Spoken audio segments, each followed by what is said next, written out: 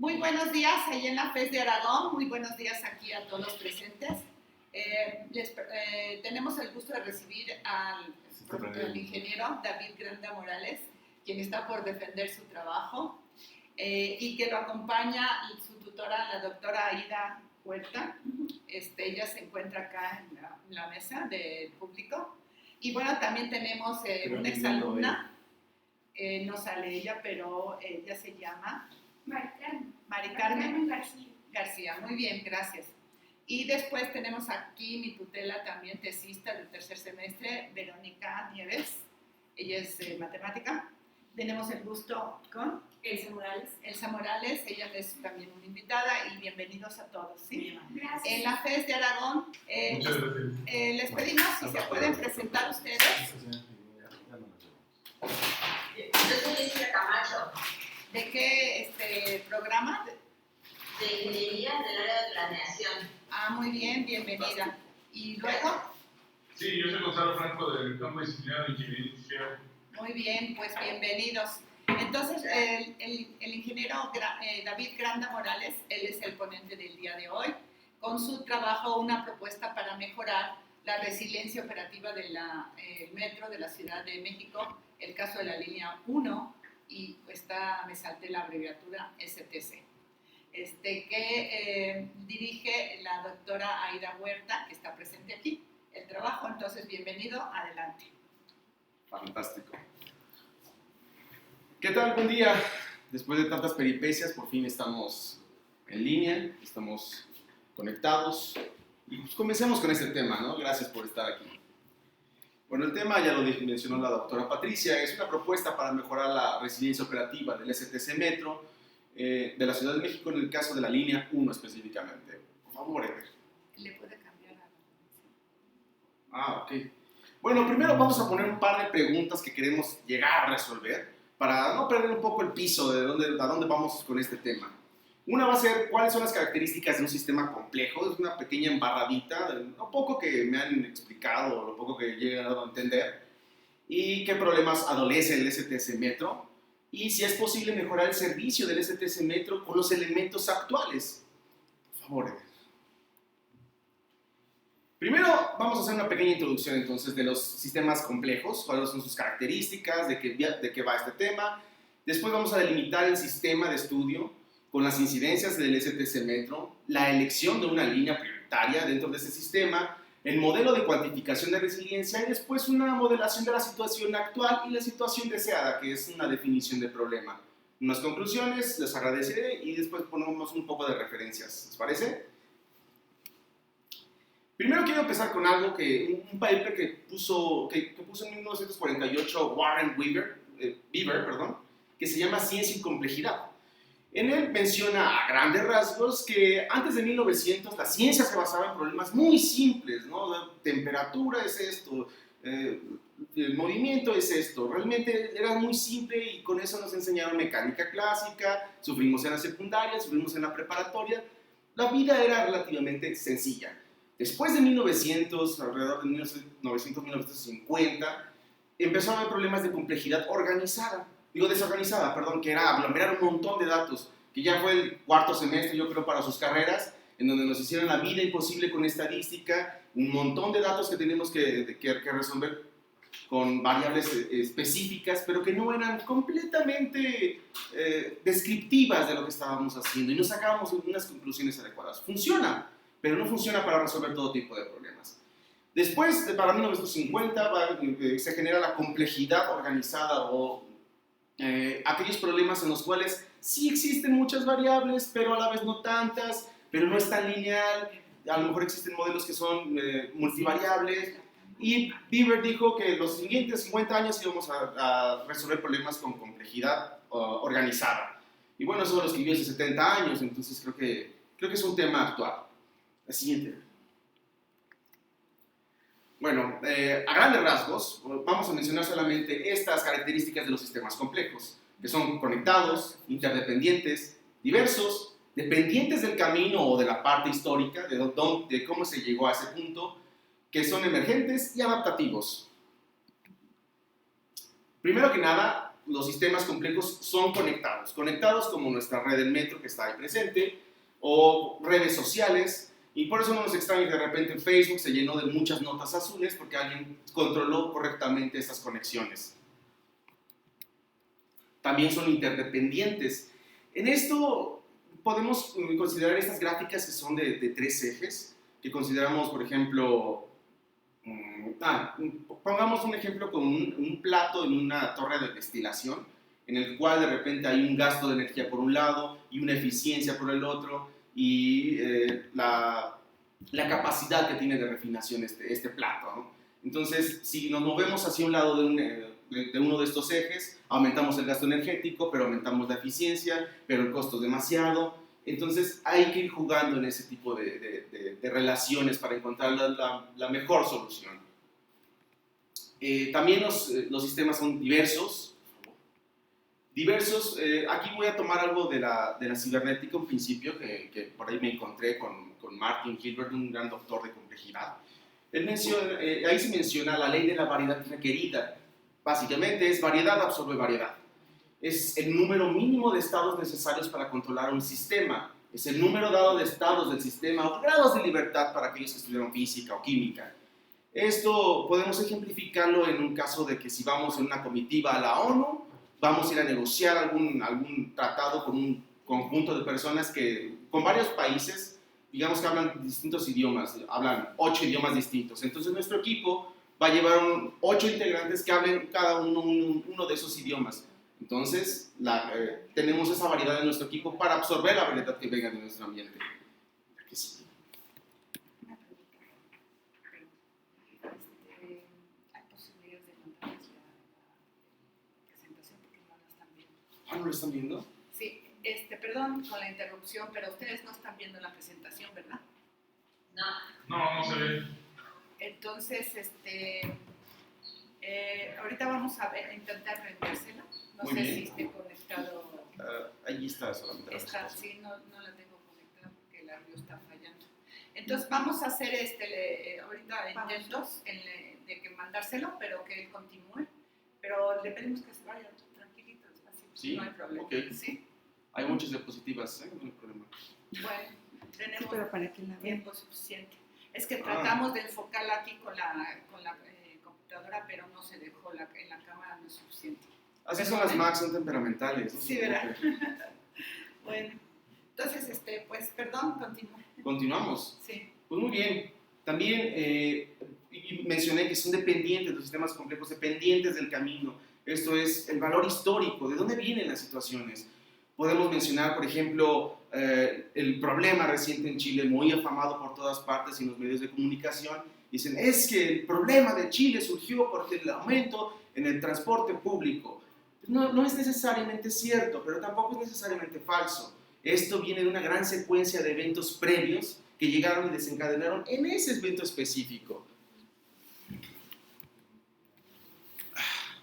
Por otro lado, también tenemos esta palabra que son sistemas complejos emergentes. Esta palabra es muy sexy para mí, muy agradable, muy de onda. Si lo digo, no me siento tan nerd, ¿no?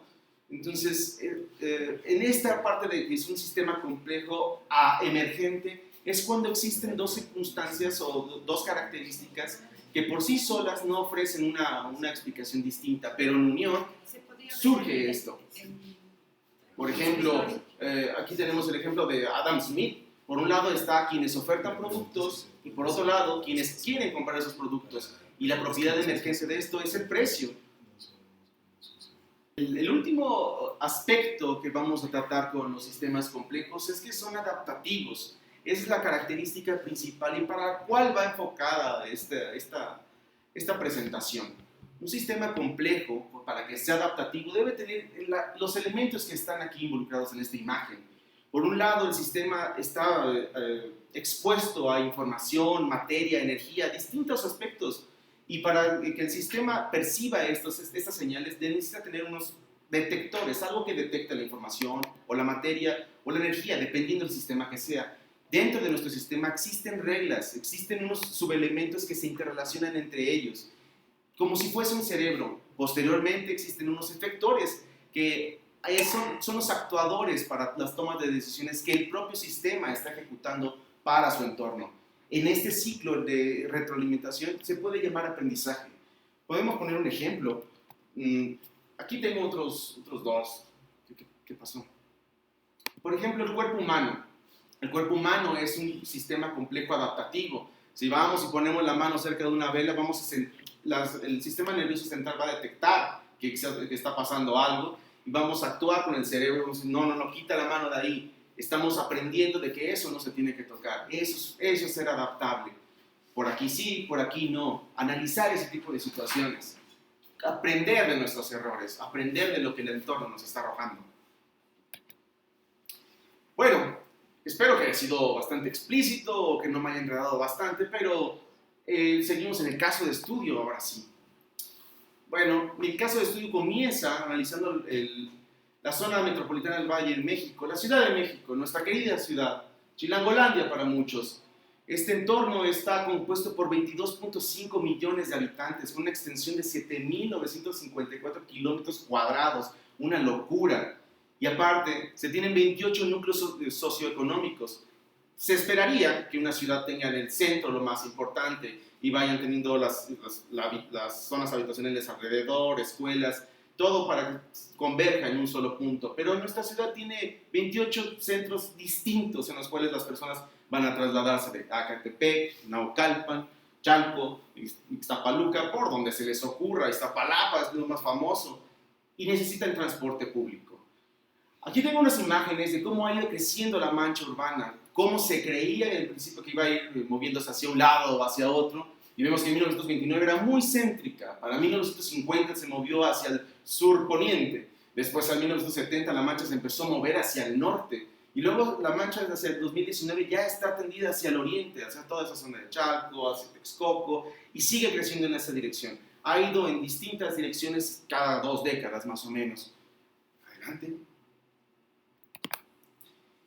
Entonces, como tenemos 28 centros socioeconómicos importantes en esta ciudad, las personas requieren moverse para ello. Trabajos, escuelas, guarderías, cuanto más cosas, entretenimiento, y requieren de transporte. Vamos a enfocarnos únicamente en el transporte público. Según INEGI, diariamente se llevan a cabo alrededor de unos 15 millones de trayectos, no importa si es a pie, en transporte público, taxi, auto privado, lo que sea. De ellos, vamos a considerar únicamente esta parte del transporte público y en sistemas de transporte colectivo masivo, como es el metro, metrobús, mexibús, suburbano, tren ligero. Y aquí tenemos una métrica más o menos de la cantidad de usuarios, por lo menos a 2018, de estos sistemas. El metro tiene 1.647 millones de usuarios en el 2018.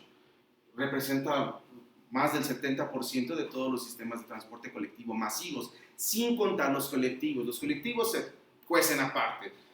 Los trams parecen una jungla donde cada ruta tiene su líder y no pueden ser tan fácilmente controladas. Por eso nos enfocamos en estos únicamente. Entonces vemos la gran importancia en cuanto a cantidad de usuarios para el metro. Entonces vamos a enfocarnos a esto, al metro. La propuesta de 1967, 2 años antes de que se inaugurara el metro, tenía planeado 3 líneas, donde estaba la mancha urbana que les mencioné anteriormente. Vamos a decir que lo importante es el centro, vamos a comunicarnos entre esas zonas. Para dentro de 2 décadas después, ya la mancha se había modificado de rumbo, el plan ya era obsoleto para ese momento. Entonces las autoridades decidieron implementar planes maestros a futuro, con horizontes a futuro, hacia donde ellos creían que la mancha urbana iba a crecer. Por ejemplo, aquí tenemos el plan maestro de 1996 con un horizonte en 2040. Si podemos ver, las líneas están muy cargadas hacia el sur, donde hemos mencionado que se había ido la mancha urbana, pero actualmente la mancha urbana está en otro sentido. Tuvieron que modificar esos planes maestros. Y por eso aquí les muestro el plan maestro 2018, o sea, que salió en diciembre pasado, con horizonte 2030, donde esperan. Bueno, ahí se esperaba que el nuevo aeropuerto de la Ciudad de México de Texcoco se iba a llevar a cabo y había líneas y planes hacia ese sentido. Entonces el entorno de la mancha de la Ciudad de México modifica los planes de diseño del metro. En ese sentido, pues, ¿qué podemos decir actualmente del metro? ¿Qué no podemos decir? Saturado, muy caótico, cosas baratas que venden en los vagones, compuesto de 12 líneas y 195 estaciones distintas. Algunas se repiten en este conteo. Por ejemplo, Hidalgo lo cuentan 2 veces, por la línea 2 y por la línea 3. Hay 24 estaciones terminales, 390 trenes, que son el principal problema cuando uno está atorado justo en la línea del andén. Dice, ¿por qué no mandan más trenes? Bueno, está limitado. Y cuando piden esos trenes, no es de que tengo aquí el cash, vamos a comprarlo, ¿no? Esos pedidos tardan años en llegar. Y dicen, felicidades, pediste 10, en 2 años tienes el primero, y en 3 años llega el segundo. Y es un proceso muy, muy lento. No, aunque fueses el jeque, no traerías los trenes tan rápido. Es una red bastante extensa, son unos 226 kilómetros de extensión, y el metro más o menos procesa alrededor de unos 5 millones de habitantes, de usuarios, perdón. A veces llega a 5.5, a veces un poco menos, dependiendo si es un día hábil o es un día feriado o es un fin de semana. 5 millones es una cantidad enorme. Toda la capital de Berlín, todo Berlín en un solo día, o Monterrey se traslada en las instalaciones del metro. Adelante. Entonces, mencionamos estos 390 trenes. Esperaríamos que estos trenes estuvieran a la vanguardia. O sea, Tokio tengan envidia de nosotros, pero tengan envidia porque nosotros le sacamos todo el jugo a estos trenes. Por ejemplo, en esta tabla, ojalá que la puedan ver bien, a lo que se pueda acercar más, tengo los modelos de trenes por cada una de las líneas. Todos estos trenes dicen que tienen un ciclo de vida de 30 años y la mayoría ya lo sobrepasó. Tenemos unos modelos en la línea 5, que es la línea amarilla Pantitlán Politécnico. Lleva 48 años ininterrumpidos los trenes en operación. Por eso hay muchas diferencias entre la línea 2 y la línea 9 o la línea 5. Entonces se espera que estos trenes vayan a fallar en cualquier momento. No hay dinero, no hay trenes que vayan a llegar a tiempo. Entonces estamos a expensas de que estos trenes vayan a fallar en cualquier momento. Cualquier cosa les puede doler. Bueno, aquí está un crecimiento de los usuarios dentro de la red. Dependiendo de las etapas de construcción, han ido aumentando. Y nos hemos dado cuenta que a partir de 2015 ha llegado una cúspide de la capacidad de usuarios. Quizá porque no se han construido otras líneas, quizá porque ya la percepción de la calidad del servicio está muy, muy baja. Los usuarios se han quedado estancados por lo menos hasta ahora. En un futuro puede aumentar, si es que el tren de Toluca lo termina, vamos a tener una mayor influencia de usuarios hacia Observatorio, o con la construcción de los cablebús va a influir con más usuarios hacia Indios Verdes o a Constitución de 1917.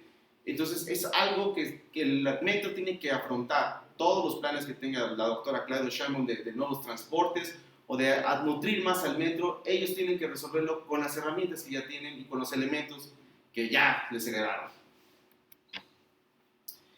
Dentro del diagnóstico de 2017 que hizo el metro, hicieron una encuesta con estándares estadísticos, parece bastante adecuados, por lo menos lo revisamos en una clase de estadística y dijimos que sí era una muestra representativa de toda la población diaria de usuarios en el metro, y preguntaron cuántos transportes utilizaban. Resulta que más del 40% de los usuarios no utilizan ningún transporte, se suben a una línea y vámonos, utilizan otros transportes para complementar sus trayectos.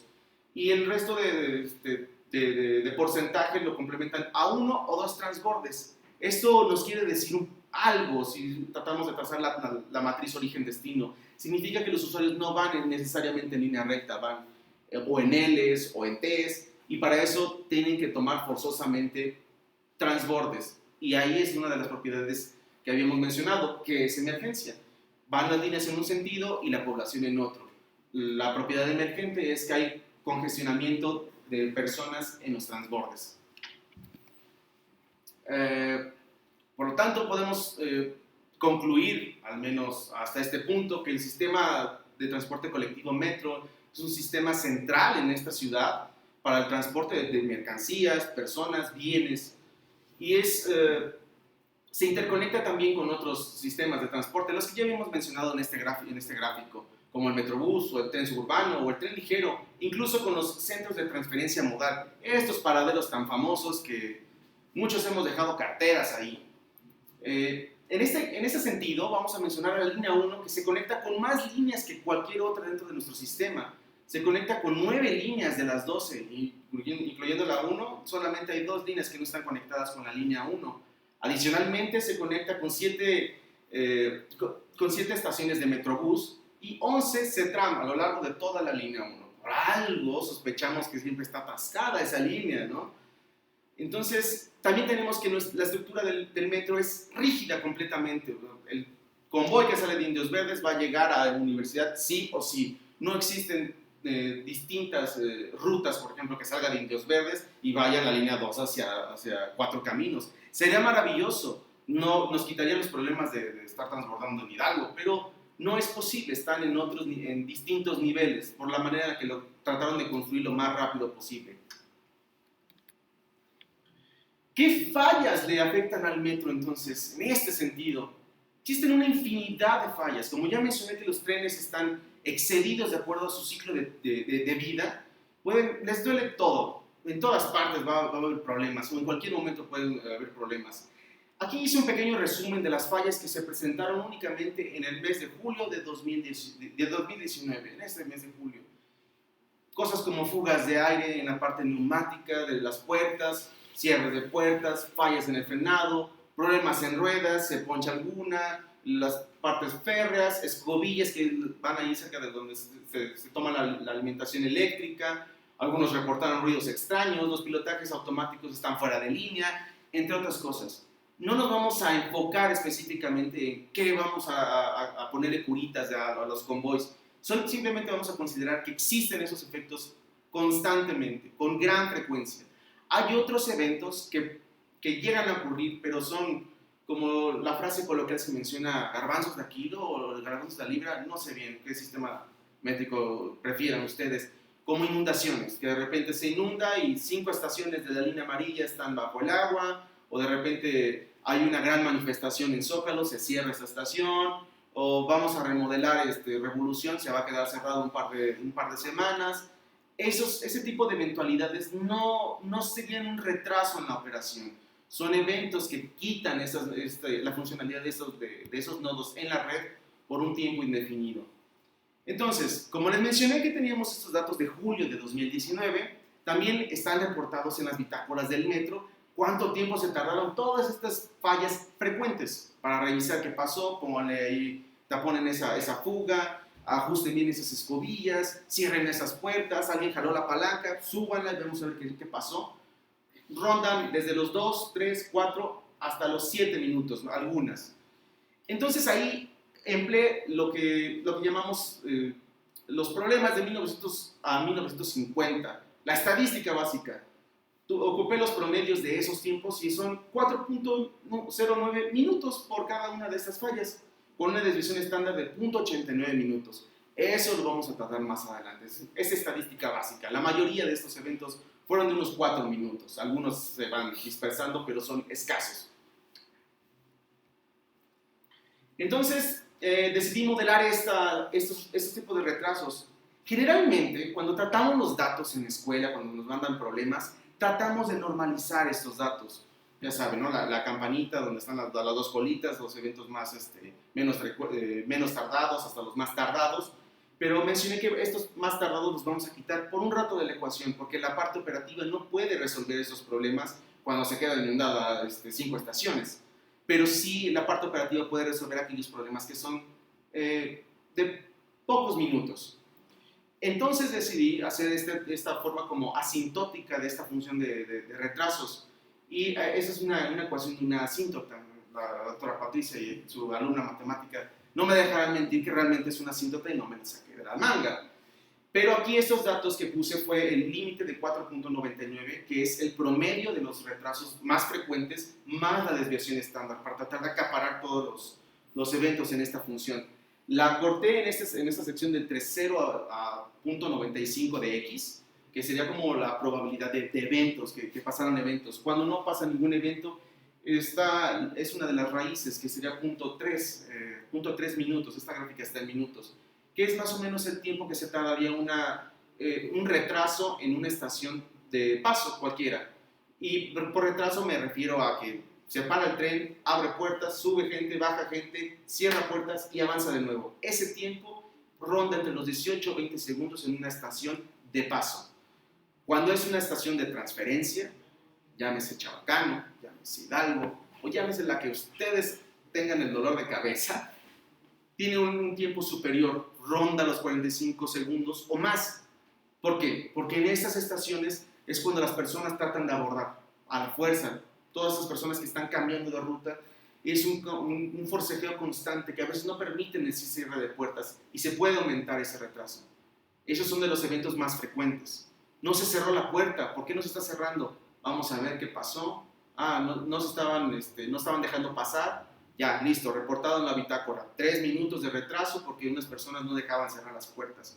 Esos son de los problemas más frecuentes. Entonces, estos eventos los podemos los podemos visualizar en la punta de la asíntota. Eso quiere decir, con esta ecuación y estos límites, que el 95% de los eventos o los sucesos de retraso son de 5 minutos o menos en el metro. Aquellos que están del 95 para arriba son eventualidades que muy rara vez pasan. Esto nos puede llevar a una semiconclusión. Si están ustedes en un tren, en una estación, y tiene más de 5 minutos que no avanza o que están en un túnel, significa que hay un problema que es más allá de las cosas que puede el metro manejar. Y si están en una hora pico para llegar a su trabajo, creo que sería conveniente que tomaran otro transporte. Ya si es en la hora de la salida, pues bueno, como sea, llegamos con 5 pesos. Pero es una semiconclusión por ahora.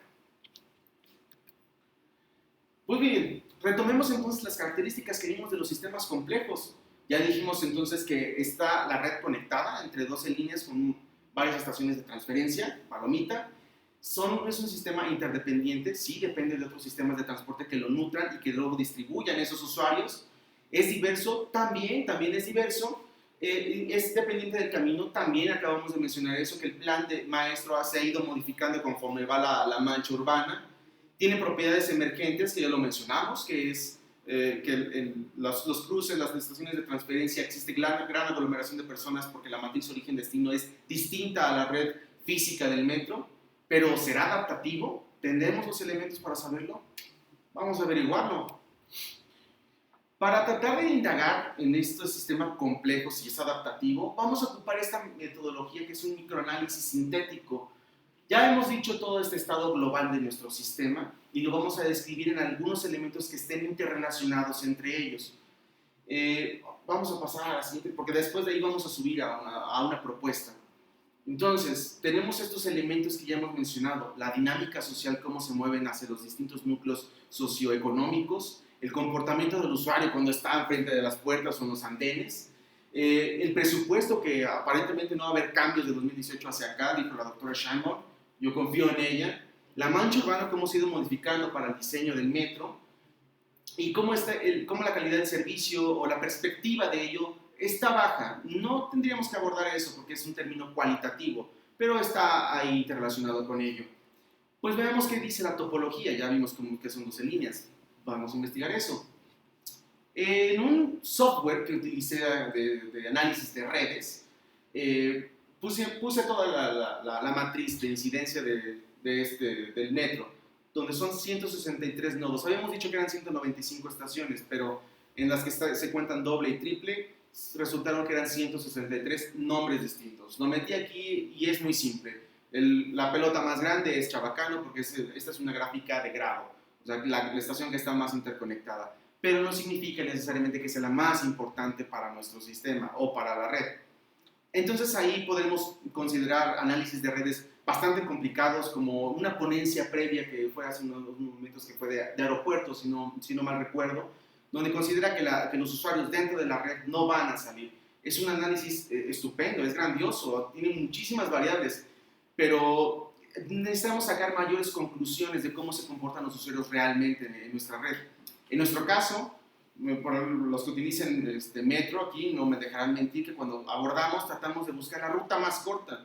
No estaremos buscando, vamos a darle vuelta para 4 caminos, regresamos. exploramos todo eso. A menos que estuviéramos de vacaciones en París, pues sí, es una atracción estar viendo las estaciones de otro país.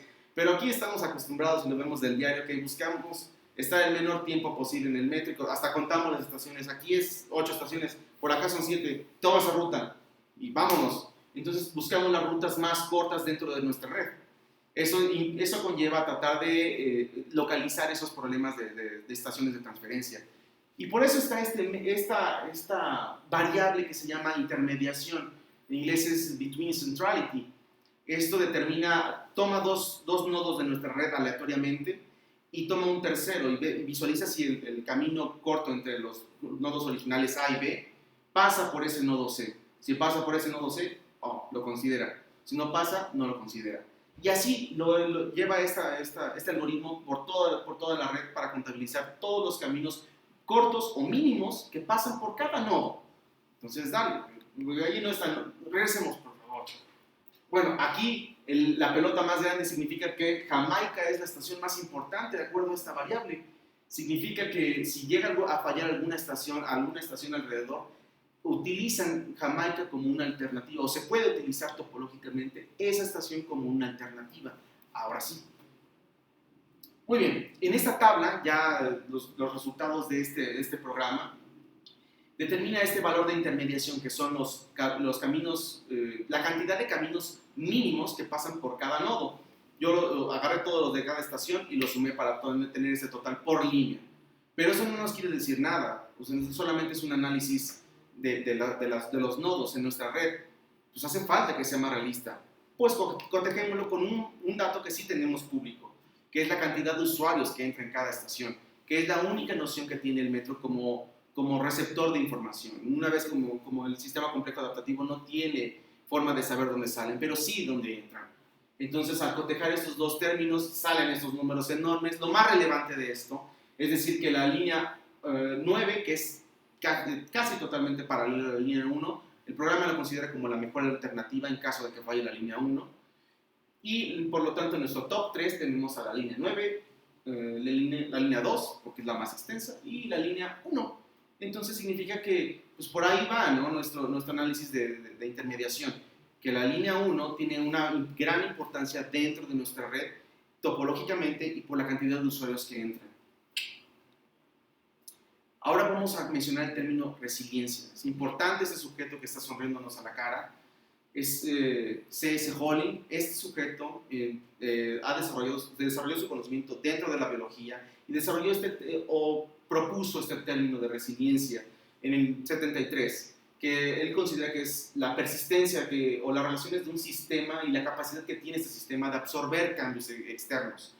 Llamémosle un ecosistema, qué tan fuerte es o qué tan capaz es de absorber cambios climáticos o alguna especie invasora, entre ese tipo de cosas. Entonces lo que vamos a hacer es abrazar, ligarnos a este concepto y traerlo a la ingeniería, a esa parte operativa, a ver qué le podemos sacar, a ver qué podemos aprender de esto. Entonces trataremos de cuantificar este término de resiliencia que ya mencionó Holling. A su vez, alguien ya había leído a Holling y este sujeto fue Ping en el 91, mi año de nacimiento. Es una tremenda coincidencia esto. Y considera que la resiliencia es aquel tiempo que lleva a un sistema a recuperar las capacidades previas ante un evento disruptivo. Aquí tenemos una gráfica que propuso Bruno en 2003, donde se muestra este triángulo de resiliencia.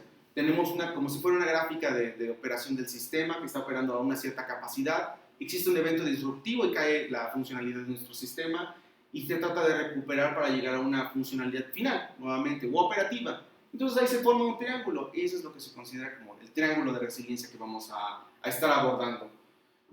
Por esta otra esquina, ahí puse simplemente una suma de esos conceptos de funcionalidad, unas sumas muy simple entre los promedios de estas dos funcionalidades, la original y la final. Por favor. Espera. Me faltaba esto, ¿no? La función de operatividad está mostrada como un porcentaje de operación. Supongamos que si la línea está operando normalmente, va a tener un 100% de operación. Si tiene retrasos, que de repente no está llegando los tiempos planeados o los tiempos de diseño, está fallando y la operación está cayendo por alguna circunstancia que ahorita no vamos a ahondar. ahora sí. Entonces, ¿por qué no nos ponemos esto ahora con tiempo? Bien podemos medir la resiliencia de forma global, como lo haría el metro, que normalmente ellos dicen, mira, todas las 1000 corridas de la línea 1 del día de 18 de marzo del 2019 fueron llevadas a cabo. Nuestra operación está al 100%, pero no necesariamente significa que si están llevando a cabo todas sus corridas estén dando un servicio homogéneo. Entonces vamos a enfocarnos a los periodos que ellos manejan. Ellos manejan 5 periodos. El periodo de apertura del metro, el periodo de máxima afluencia matutina y el periodo de un valle como al mediodía, cuando preferimos viajar en el metro que está más vacío, otra hora pico, que es a la hora de la salida, y el periodo de cierre. Pues vamos a enfocarnos únicamente en el periodo de máxima afluencia matutina, donde las personas estamos desesperados por llegar a nuestro trabajo, escuela o cualquier cosa que sea nuestro destino. Y se propone y proponemos este diseño con flechitas, que es el flujo prioritario. O sea, todo el mundo se ha dado cuenta que en las mañanas la línea 3 está atascadísima de Indios Verdes a Universidad, y en la tarde es al contrario. Entonces, por eso pongo esas flechas como indicando la prioridad de ello. Entonces, vemos que la prioridad en la línea 1 es en sentido Pantitlán Observatorio, y hay una cierta prioridad en Observatorio hacia Valderas. Es una línea bastante importante. Estas gráficas muestran el comportamiento que se presentó en Alemania en agosto, que es el modelo de cuantificación, y ahí se pusieron unos tiempos aleatorios, los que había mencionado en un principio. Estaciones de paso, 20 segundos, estaciones de transferencia, 45 segundos, puse unas distribuciones uniformes para darle variedad a nuestro proceso, y esa línea verde que ojalá alcancen a ver, dice que es 31.15. 31.15 es el tiempo teórico de diseño para los sujetos que diseñaron el metro, que tardaría un convoy desde Pantitlán hasta Observatorio. Es el tiempo teórico, pero tiempo teórico sin retrasos en estaciones. Por eso, en principio, pues, se ve muy apantallante, pero de forma realista, algunas personas que hayan ejecutado este viaje o que se hayan atrevido a hacer este viaje a Pantitlán Observatorio podrán dar fe de esto, de que es alrededor de una hora de vez en cuando, si es un día malo, a veces 40 minutos si es un día bastante bueno.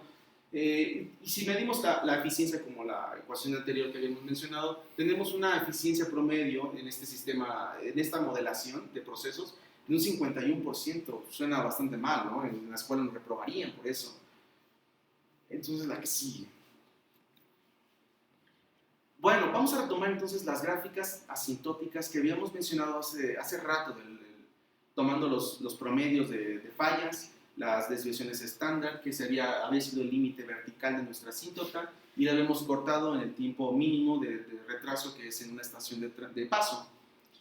Entonces, esta es la distribución que vamos a incluir en nuestro proceso de simulación en AnyLogic. Vamos a poner que la distribución no es ni uniforme ni triangular, vamos a poner que es de acuerdo a este comportamiento. Posteriormente vamos a hacer una mejora. Ya habíamos dicho que la propiedad emergente es la cantidad de usuarios en las estaciones de transferencia. Entonces, retomando un video de una ponencia previa del doctor Acosta, él mencionó el proceso TRIS. Es una metodología de un sujeto ruso, Altshuler, que menciona que una inventiva tiene que resolver una contradicción ya sea física una contradicción física o académica, más o menos así. Entonces, si nuestro problema son los retrasos que llevan a cabo el factor humano, pues entonces creo que la solución tendría que ser resolver esa contradicción administrando esos retrasos. Suena complicado, parecería que mejor hay que taparnos los ojos y que no pase ningún retraso a quererlos administrar. Entonces, al quererlos administrar, la propuesta va encaminada a tratar de contener a los usuarios no en andenes, sino en trenes. Cada vez que exista alguna eventualidad del tipo no se cierran las puertas durante 3-4 minutos, entonces los trenes o los convoys que vayan en sentido prioritario en las estaciones de transferencia bajo esa misma línea tendrían que contenerse el mismo tiempo de la falla original para tratar de contener a los usuarios en los trenes antes de llegar a los transbordes y que exista una locura en esa apertura de puertas. Entonces, primero vamos a simular con esta gráfica verde, vamos a ver qué resultados nos dan, y la propuesta va a ser, como si empujáramos esta gráfica hacia la derecha, donde está la flecha roja, tratar de empujar esa asíntota. Vamos a mantener el mismo límite porque no vamos a modificar nuestros datos originales de 4.99 minutos como retraso a 95%, pero sí vamos a empujar esta asíntota. Vamos a tratar de que la parte baja de este valle sea un poquito más plana y no tan inclinada. Eso no se hace de manera tan aleatoria, simplemente marcamos el punto específico entre 0 y 1, que va a ser cuando x es igual a 0.55. Esa métrica la saqué solamente por la cantidad de estaciones que tienen de transferencia entre el total de estaciones de toda la línea. Entonces determinaría que ese es el punto primordial en donde podríamos bajar un poco de estas métricas. Entonces vamos a proponer esta otra ecuación, simplemente suavizándola un poco. Adelante. Entonces, en esta primera simulación de AnyLogic, hicimos lo mismo. Ponemos una cola de un solo tren, un retraso en cada una de las estaciones y ponemos la distribución que les mencioné. Los resultados que dieron para al menos unas 10 simulaciones que estarían aquí, por la cantidad de elementos que tenemos. Podemos hacer más, pero serían casi los mismos resultados. Decidí poner estas, que son representativas del efecto que pasó. Entonces tenemos aquí ya, la línea verde está casi en el eje horizontal. Ahí fueron 41.15 minutos. Sumé el tiempo de los 31.15 minutos del trayecto entre terminales y le sumé los tiempos que desearíamos que fueran teóricos. 20 segundos en las estaciones de paso, 45 en las estaciones de transferencia. Lo sumamos y tenemos esa cantidad. Esperaríamos que nadie retrase el metro y tardaría 41 minutos el convoy de terminal a terminal. Tenemos entonces que para la hora pico que estamos proyectando, tenemos un promedio de 52 minutos por trayecto de cada convoy. Y la efectividad o la medición de esta resiliencia tenemos un 68.6% de efectividad. Digo, bueno, ya estamos aprobados, pero esperaríamos mejorar a ver si alcanzamos el 7, ¿no? Entonces ahí es donde metemos la otra distribución. Por favor, Edgar. Esperaríamos que fuera una solución mágica y que ya no existieran retrasos, pero a lo que nos enfocamos aquí es a las mejoras, a encontrar alguna mejora, algún espacio de oportunidad que podamos mejorar. En este caso, la propuesta de contener a los usuarios aportaría un poco y aportaría que son 51.4 minutos por trayecto de convoy en promedio según esto. Ya habremos bajado un minuto, casi 2 minutos de trayecto por cada convoy. Es bastante, no sé cuánto valoren su tiempo en estos momentos, pero creo que es bastante prioritario en esta vida millennial. La efectividad se mejoró a un 71.3, o sea, en el mismo lapso de 4 horas, entre las 6 de la mañana y las 10 de la mañana. Mejoramos casi un 4% de esta métrica simplemente conteniendo a los usuarios en los trenes cuando exista alguna eventualidad de las que ya se han mencionado. Es poco, pero es algo. Digo, a tratar de esperar 10 años a que el jeque nos mande más trenes y tratemos de inundar nuestra red, creo que es una de las opciones que tenemos, tratar de contener a los usuarios para tratar de homogeneizar un poco nuestro servicio. Entonces aquí está simplemente los datos concentrados de la propuesta y lo que arrojó nuestra simulación. Digo, sería algo más complicado decirle a los del metro, oigan, retrasen a los usuarios, nos van a mandar al traste, ¿no? Primero tenemos que mostrar números, así es como trataríamos de vender un proyecto. Me gustaría poner estas métricas en el idioma global, que es el dinero, cuánto se ahorra, cuánto se deja de gastar en esto, pero todavía estamos a la espera de que nos digan cuánto cuestan estos trayectos, pero bueno, yo creo que se van a seguir haciendo, que están operando los metros desde las 5 de la mañana.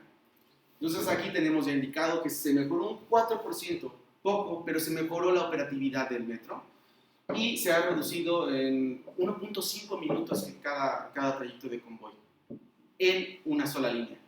Si es aplicable a los demás, el efecto puede ser mayor. Pues bueno, vamos a decir un par de conclusiones. No sé por qué está todo separado así. Siempre tiene que pasar algo mal y lamentablemente siempre tiene que ser al final.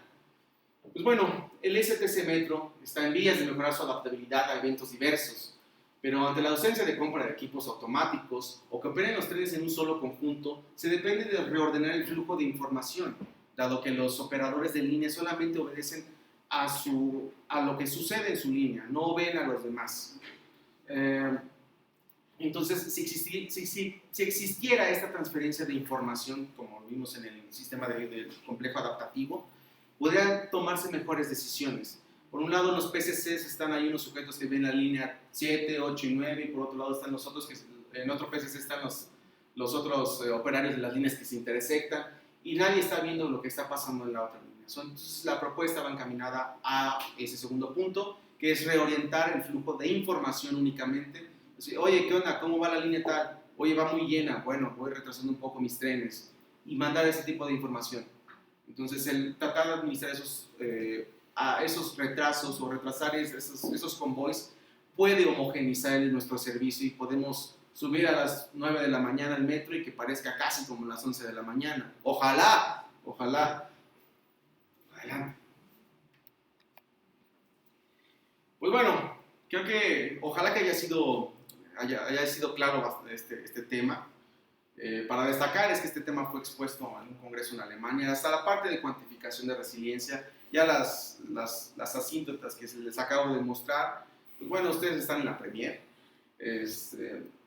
Fue expuesto en el sexto simposio de análisis de toma de decisiones en sistemas complejos e inciertos. Y también fue un tema ganador en el quinto premio de la innovación tecnológica del metro. Entonces, esperamos que este tema pues se aplique y no se quede ahí con un imán pegado en el refri, ¿no? Y un enorme agradecimiento a mi tutora, doctora Ida, que siempre me está acompañando. Detrás de un alumno siempre hay una tutora jalándole las orejas. Pues al metro, que nos dio algunas métricas y ya sí saben algunos pequeños secretos como los tiempos de diseño que tienen para operar los trenes. Y al maestro Héctor, que es nuestro contacto ahí para todos estos datos y el desarrollo de este proyecto. Pues ya está, ya la última. Ya están un par de referencias por si las quisieran apuntar, pero creo que la letra es muy pequeña. Y pues creo que eso es todo. Sí, se me escapó un día. Bueno, está bien. Y pues la felicitamos mucho y vamos a abrir esta sesión, esta parte del intercambio de ideas, comentarios, preguntas, tanto de la FES de Aragón como la gente aquí presente. Y bueno, invitamos al público que alguna vez vea su video y su presentación. Que la pongan en los comentarios. Que pongan los comentarios a través de la dirección electrónica que usted coloque en su presentación. Pues estamos abiertos a todos. Ustedes dirán, allí en la FES. ¿Qué tal? ¿Me creyeron todo lo que mencioné? Sí te creemos. Fantástico. A ojos cerrados, Mire, hasta la justicia. Sin duda. Pues creo que o les mentí muy bien o tienen una imaginación increíble, muchachos. La segunda. Fantástico, genial, genial. Muy bien. Sí, nos hizo un poco falta la presentación, pero sí estuvo bastante claro cómo fuiste explicando todo. Pues también muchas felicidades, se me hace que el trabajo que han hecho ahí tratando de resolver problemas en el metro ha sido bastante productivo. En tu caso, bueno, a mí por ejemplo, nada más sí me causa un poco de ruido, ¿no? Eso de igual contener a los usuarios, qué tanto beneficio puede traer al metro o qué tanto puede afectar a los usuarios, ¿no? Habría que ponerlo bien en la balanza, evaluarlo bien, pero hasta este punto de tu propuesta se me hace que es bastante Arrebatada. centrada, y pues también habría que jugar más ahí con los números, ¿no? Para ver qué otras propuestas se pueden hacer que beneficien, ¿no? Ya sabemos que un minuto puede no sonar mucho, pero si se multiplica un minuto por el número de usuarios que están en el metro, por cuánto es el salario por hora, pues ahí se pueden sacar también datos interesantes, ¿no? De las cuestiones económicas. ¿Cuál es tu nombre? Disculpa. Gonzalo, tu observación es maravillosa. Una vez que tuvimos acercamiento con el maestro Héctor, él nos mencionó así, bajita la mano, que existe un antecedente de esta propuesta, pero es empírica. ¿A qué me refiero? La línea B, sabes de dónde viene, desde Catepec y se nutre de todos esos, ¿no? Es donde nos encontramos nosotros. Mira. Sí es cierto, de la FES, ¿no? Pues a ver si los puedo visitar algún día. Creo que están cerca de las instalaciones de ese panteón aeroportuario. Pues mira, tú conoces mejor la línea, Gonzalo, y sabes que la línea está bastante llena siempre. Y no sé si tienes una percepción de que esa línea es lenta con respecto a otras. Pues cuando la utilizaba frecuentemente yo sentía lo contrario, que era bastante fluida. Bastante fluida. Pero sí, en momentos de saturación sí se llegan a tener muchos problemas y mueven a las personas como ganado acá. Bueno, ya nos dimos cuenta que Gonzalo tiene vehículo que nos puede dar un aventón si estamos por allá. Contáctenlo, Gonzalo, pongan por favor en los comentarios ahí su contacto por si necesitan algún BlaBlaCar o algo. Pero lo que mencionas es muy cierto, Gonzalo. Entonces, lo que menciona maestro Héctor cuando tuvimos este contacto es que la única noción de información o de traspaso de información que existe es entre la línea 1 en la estación San Lázaro con la línea B. ¿Por qué? Porque la línea 1 está a una capacidad que ellos consideran desde hace años que es máxima, y en horas pico contienen a los trenes, a los convoyes de la línea B, porque si lo dejaran a una velocidad normal, San Lázaro reventaría toda la línea 1. Entonces aquí existe un antecedente en esa línea. Entonces se esperaría, ya teníamos esa propuesta, se espera que se replique hacia todo el flujo de información en todas las estaciones de transferencia y no solo en San Lázaro. Entonces existe ahí como una noción, pero con silencio. Entonces el contener a los usuarios dentro de nuestro sistema es como decir adiestramiento ciudadano. O sea, suena muy feo, pero tiene que existir reglas en todos los sistemas en los que estamos involucrados. Por ejemplo, no llegamos a una biblioteca gritando, pero existen reglas de operación. Igual en el metro, entonces existirían reglas de operación para usuarios y para operadores. Pero sí, tienes razón, o sea, quizás el lenguaje que estoy ocupando es muy arrebatado y muy osado de vez en cuando, ¿no? ¿Qué otra parte mencionaste al principio? Que habías mencionado que era algo osado el involucrar...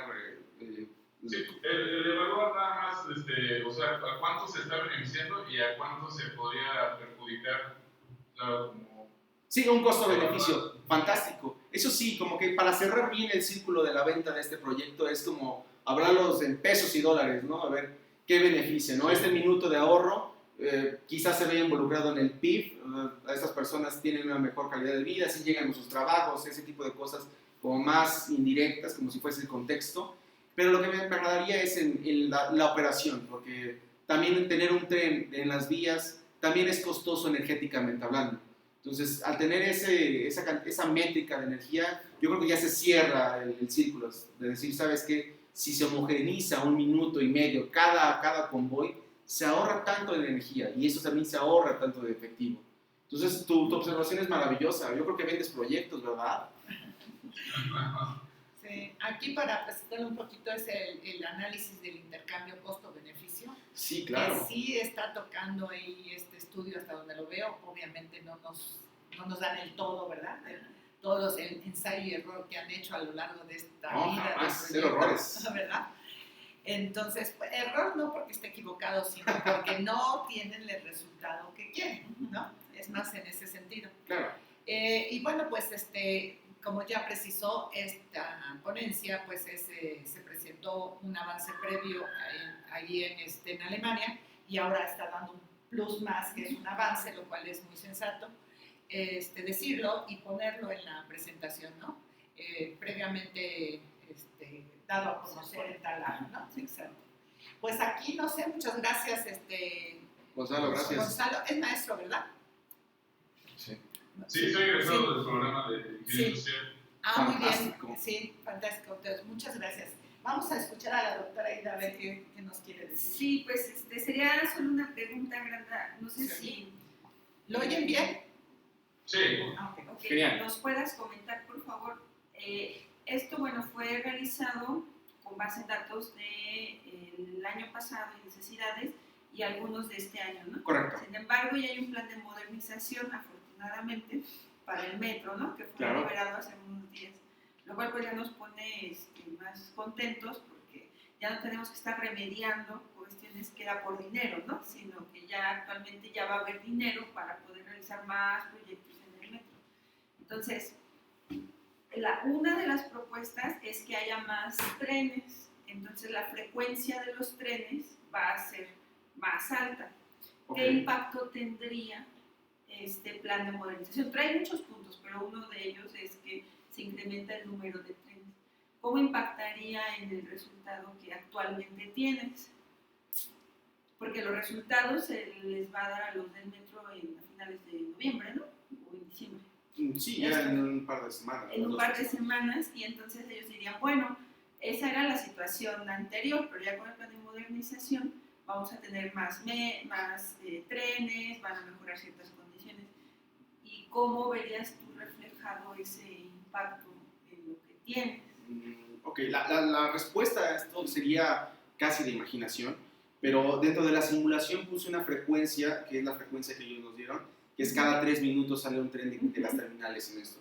Entonces podríamos modificar ahí la cantidad que fuera un poco más frecuente, pero en cuanto a resultados de lo que se propone, ¿Dónde se vería el impacto? se vería reflejado directamente en el tiempo de operación de los trenes.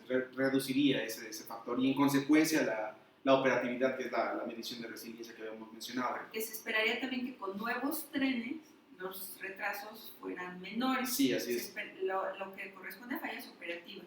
Pero tenemos el factor humano del usuario, ese no va a cambiar Ese no. por trenes nuevos o trenes como están. No, por eso tendríamos el efecto exactamente en las mismas estaciones como lo mencionamos, ¿no? Con esa asíntota. Solamente se modificaría un poco en tanto la frecuencia de salida de los trenes y dependiendo la calidad, quizás se baje la métrica de 4.99, que era la asíntota vertical, quizás se disminuya un poco. Yo creo que va en ese sentido. Sí, porque también viene un cambio tecnológico, ¿no? O sea, Definitivo. si viene una modernización, pues el usuario también tendría que adaptarse a un cambio tecnológico, depende cómo se compran trenes de última tecnología, última generación, pues también tendría que adaptarse, entonces tendríamos otro comportamiento ya con esos nuevos trenes. Ahora, ahí, ¿tú qué es lo que recomendarías? Que se mezclen, porque no van a cambiar toda la flota, sino No, claro. solo van a cambiar en algo. ¿Tú qué recomendarías? ¿Que en una misma línea se traten trenes nuevos y trenes viejos o que en toda una línea se sustituyan, de acuerdo a los datos que tienen? Yo creo que es mejor irlos mezclando, porque recomiendas que se mezclen? me parece que sí, dado que si cambiamos todos los trenes en una sola línea, van a tener mayor capacidad de traslado a esa línea, pero va a reflejar ese problema emergente en las líneas de transferencia contra las líneas que no van a estar modernizadas. Sí, porque tú nos mostraste una lámina donde venía el tiempo de vida útil de los trenes, Claro. creo que fue la segunda, tercera slide. Entonces ahí se refleja pues qué líneas traen trenes más viejos, ¿no? Que Sí, claro. en principio sería una lógica que cambiaran los más viejos, no los otros, ¿no? Sí. Entonces habría líneas que tendrían mayor impacto por la modernización que otras. Definitivamente. Creo que una línea que está involucrada en eso es la línea 9. Me parece que ponen todos los rastrojos de los trenes, a pesar de que es una alternativa de la línea 1. Pero sí, tiene razón. Creo que como una métrica de toma de decisiones es tratar de ir renovando los trenes que son los más viejos dentro de las líneas que están más afectadas. Hay un antecedente. La línea 1 de repente cambió todos sus trenes a unos trenes con unos vagones más amplios y desde ese momento cambió la capacidad de la línea 2 a volverse la línea más con mayor afluencia de todo el sistema. Entonces esto aventó un poco el problema hacia las otras líneas, incluyendo la línea 1. Exactamente. Yo veo ahí lo siguiente. Ciertamente que a lo mejor se mejora un poco el tiempo del trayecto total, pero con la frecuencia de más convoys en el tiempo por jornada, digamos, la dispersión de la gente debería ser diferente, ¿no? Cómo entran a los vagones. Entonces, están jugando con 3 variables ahí, son cantidad de vagones, distribución de los usuarios y tiempos de traslado, ¿no? Entonces yo creo que sí hay herramienta por ahí que sí te podría ayudar a este manejo, ¿no? Ajá, sí, para ver los impactos. Ajá, sí, para ver los impactos ante una modernización, porque inicialmente cuando se presentó el trabajo no se pensaba en una modernización. No, claro que no. Ni se esperaba, ¿no? Entonces, por eso digo, bueno, son buenas noticias, pero eso tiene impacto en los resultados que se van a estar entregando. Oh, maravilloso, es una conclusión mucho más nutrida entonces lo que va a estar ahí. Y implica otras cosas, ¿no? Sí, la modernización, pero lo que te afectaría a ti sería la frecuencia. Ok. Sí. Y que tiene que delimita para ya graduarse, ¿no? Exactamente. Que se puede seguir estudiando, pero Sí, ya claro. queremos que se gradúe. Sí, Muy sí, bien. ya todo el mundo espera eso, ¿no? Como Claro. dice un proverbio chino, ¿verdad? No importa qué tan largo sea el camino, siempre hay que dar el primer paso. Y este paso que estamos dando aquí es 1 minuto y medio menos, ¿no? Del trayecto en horas pico. ¿Alguien más quiere participar? Lo que sea, lo que sea. Sí, Bueno, yo veo que es un 4% que a lo mejor para muchos es nada, pero yo creo que el principio es reeducarnos y en este caso si va a haber trenes nuevos sería una campaña de reeducarnos a todos, tratar de esperar nuestro tiempo de entrada y esperar el tiempo de salida de los demás.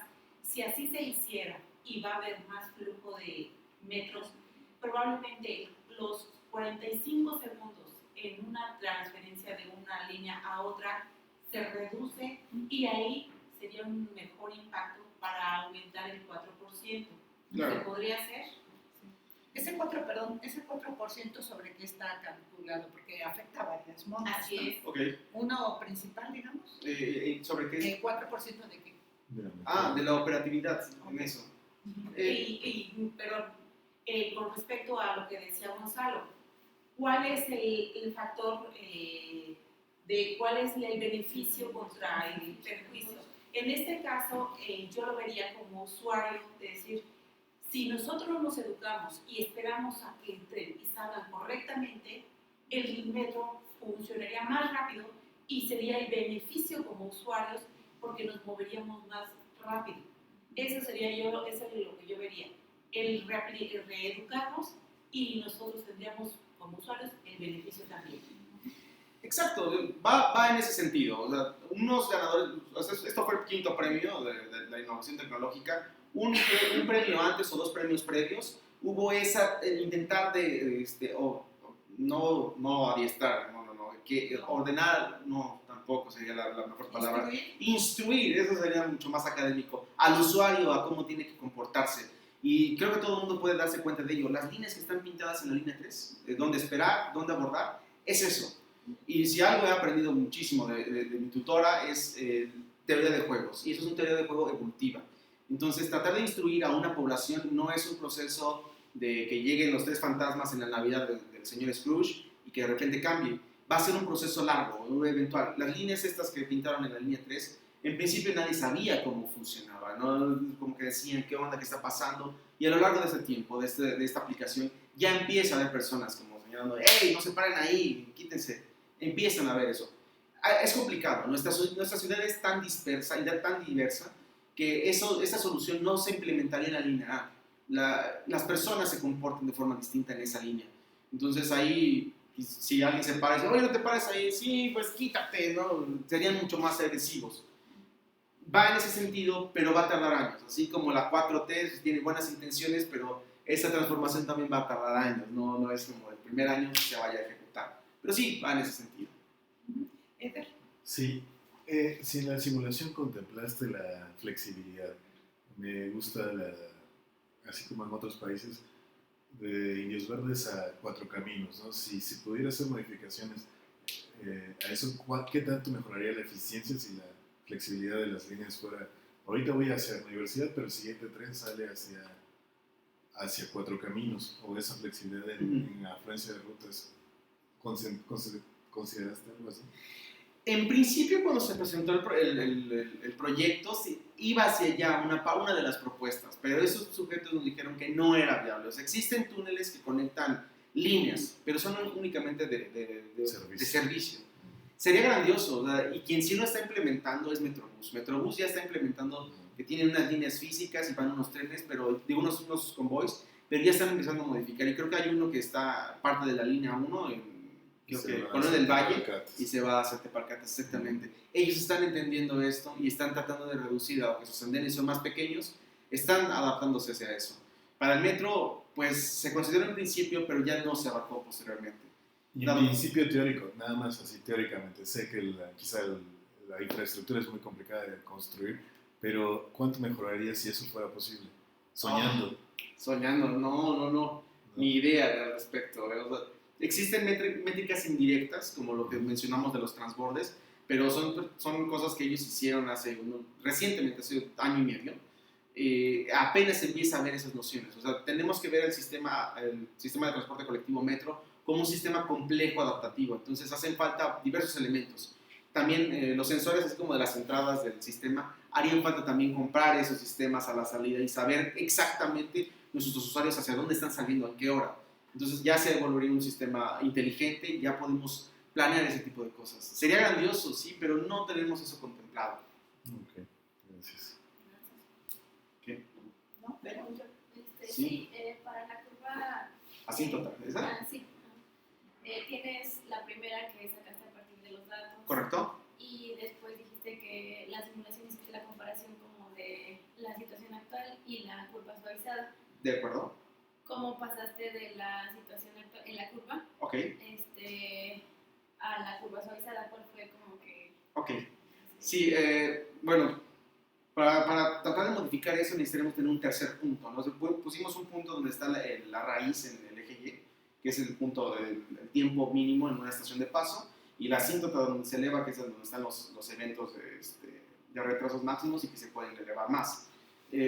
Traté de poner un punto intermedio, y ese punto intermedio es la relación entre las estaciones de transferencia entre el total de estaciones. Entonces, sacar ese porcentaje, ya ahí es donde pongo esa métrica.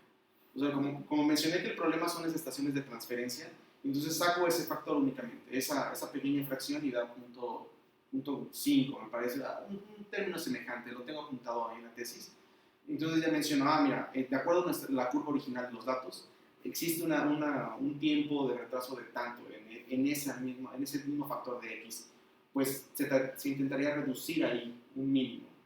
Y ahí es de ahí donde se modificó esa asíntota. Sí, porque si también nada más meterle datos ahí, pues eso no era mágico, pero como que no tendría ese sustento como teórico o esa lógica de dónde anclarlo. No sé si... Pues, es una propuesta. pues muy bien. ¿Eso va a ser todo? Sí, ¿alguien quiere plantear algo más? Si no, pues vamos a agradecerle al ingeniero David Granda. Y ya saben, suscríbanse, denle like, denle a la campanita de la suscripción, y por aquí van a aparecer las etiquetas, ¿no? De donde está el video del doctor Acosta, o a lo mejor abajo aquí de redes, no me acuerdo del nombre, la verdad. Ajá. Pero denle like, vamos a poner la mayor cantidad de vistas. Muy Compártanlo. bien. Gracias, muy amable. Pues nos despedimos allá en Gracias. la FES. Muchas gracias a todos. Y nos quedan dos sesiones más.